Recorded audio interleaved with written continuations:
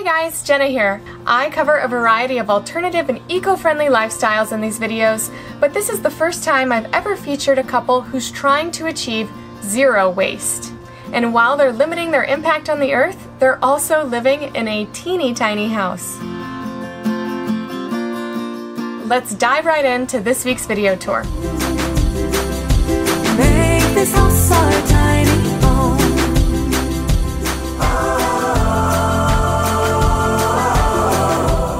I'm Michaela Holsinger. And I'm Ben Barker. And this is Oki, the tiny house.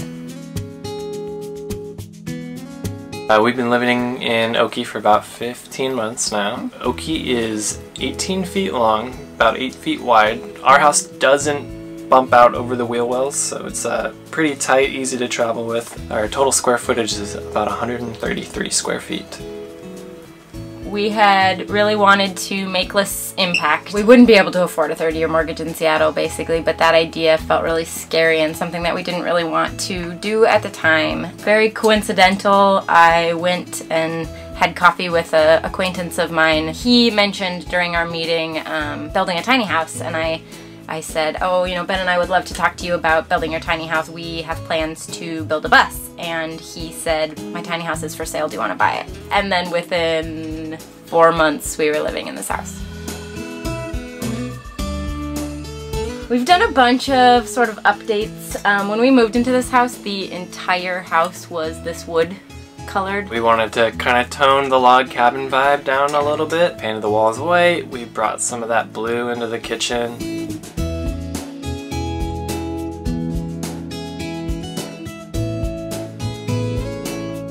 We're working towards zero waste. In a space like this, it's really encouraged us to make sure that we buy good quality products, but then have just the things we need. When we first moved in, we were actually metering our own utilities and water, and we used less than 200 gallons of water in a month for 2 of us, which was pretty cool to like see how little impact we could really have environmentally. Using a composting toilet instead of a standard flush toilet is huge. There's sort of little things everywhere that catch you while you're trying to be zero waste. Like if you buy produce, there's stickers, you know, those are often made out of plastic, sometimes they're made out of paper. It's also given us a chance to kind of focus on what else can I do with this thing I already need to have.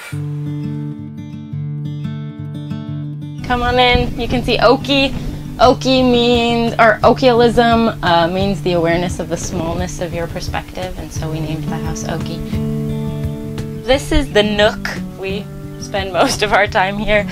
This pulls out to a twin bed, which is super nice. We can have visitors. The one thing that I thought about living in a tiny is that we would never really be able to have guests over, but we totally can. We spend a lot of time sitting on this chair. So this is some storage. We keep the sheets for this bed in there. I made these. These are 35mm films. I got them at an estate sale. Ben does a lot of dehydrating of things, and we have a big dehydrator that's outside, but he put these in, and then he can put just there's some seeds dehydrating. This is our dining room table. So this sits up. This was one of we were dealing with shoe storage all the time. That was such a huge issue for us, and so Ben built this out of a half pallet. Takes up, just the room behind the door. The flower, chandelier things are from a market in Laos, I believe I got them. We really like art, and that's been one of the hardest things, is just not having as many walls as we used to have for all of our art. This is where we keep all of our clothes. I downsized a lot, but really like clothing. So we have quite a bit of clothes storage. And we have this closet. These are mostly some of his fancier clothes, and then we have just games and stuff down there. This is a bunch of storage space. I keep socks and underwear in there, and then Ben, he's an herbalist, and so he is working on turning these into drawers. Wishes it was done earlier, but he keeps all of his dried herbs and stuff in these drawers. The floor, I believe, was actually it was supposed to have texture in it, and they like forgot to put texture in it, and so Adam actually got it for super cheap or maybe even free, and they were like, it's not enough to like do any space, and he was like, actually it is, like it is enough space. And you got a Dickinson propane heater? Yep, we have a electric heater that we use in the winter mostly because around here electricity is hydropowered versus burning more propane. We have this, and the electricity went out a few times this winter, and it was super nice to be able to have it and keep the house heated, but we do use usually just the electric heater. Alrighty, so this is the loft. It's the width of a king-size mattress. So when Ben and I were looking at tiny living, like that was one of the issues, was how tall he is, and then we just happened to find this house that was built by a very tall man. I work nights, and so it's super nice to sleep in a loft because I can basically shut this and have very little light, and it's comfy. We call it the womb. It's like a womb room. But the hardest part of this is making the bed. Like, the bed's never made like this. This is an illusion. Across from here is a storage loft. It is just that, it's storage. The ladder can come off and hook on to the railing on the other side, and up there we just have we have some camping gear and some you know, important files, like keep my banjo up there and stuff like that.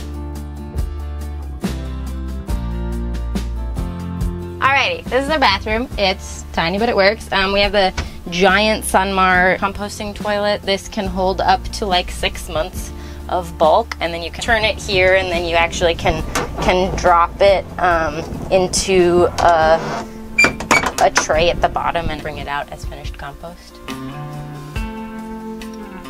This is just a shower. Do you shower in here, or? Right now we don't actually. We're using it, it's a mess, we're using it as storage, but we could. There's a shower on the property attached to one of the warehouses, so that's what we've been doing. When we were living in Seattle, we were using it, but as long as we don't have to, we aren't. I'm going to show you guys the kitchen.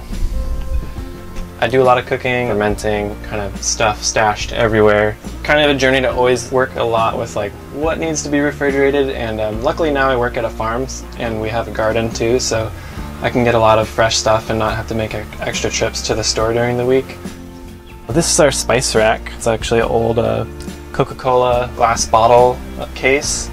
This is the only sink in the house, so it has to do dual purpose. I cut some old cedar fence boards and made little shelves here in the corner for like our floss and our dental stuff. Got the toothbrush up there. We got a 2-burner right here, which can get a little tight sometimes, but it works out. A couple bins here for all the jar lids for fermenting and storing. We use them in the fridge. We use a lot of mason jars.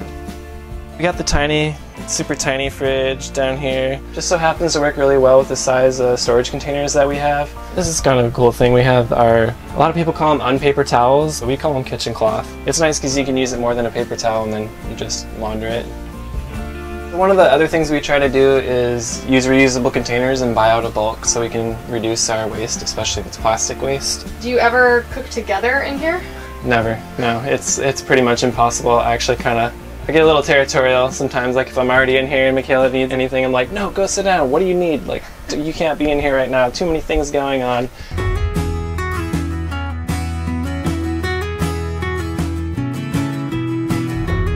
This is our porch. A lot of people compliment the porch, which is funny because it's actually kind of one of the things we wish we didn't have on that tiny house. We feel like it kind of eats up like those 9 square feet. Would be really cool to have. We live just south of Olympia a little bit. We have basic water hookup. Kind of trying to bring a little bit of the garden vibe out here. Got some planters that we picked up. This one's got some hops that I'm trying to have grow up the side of the house because we have like full southern exposure right here, and some shade would be really nice on those 85+ days. And then easy herbs like rosemary and thyme, and we have some basil growing. There's a big garden, but it's kind of far away, and so these are just easy things that we can pick for cooking. This is a garden I started constructing early this spring. Medicinal and culinary herbs in here, some familiar ones you'd know like sage and thyme, oregano. We got some mugwort, some bee balm. Over here I recycled some pallets and built up some raised beds. This is where I grow most of the veggies. We incubated and hatched our own chicks for our own flock. They're a heritage breed chicken, both great egg layers and meat birds. He did a ton of research on chickens, and he actually got super into them. When these guys were tiny and fluffy and little babies, then I was convinced. I'm not exactly sure with these breeds when they start laying, 18, maybe even 20 weeks, because they're heritage breed birds.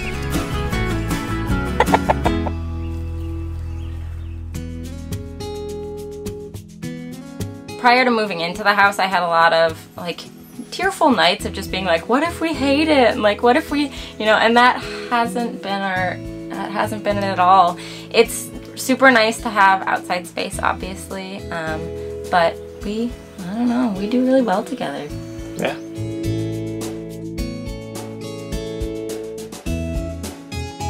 If you enjoyed this week's video, make sure to give it a thumbs up and share and subscribe so that you get a notification every time I post a new video.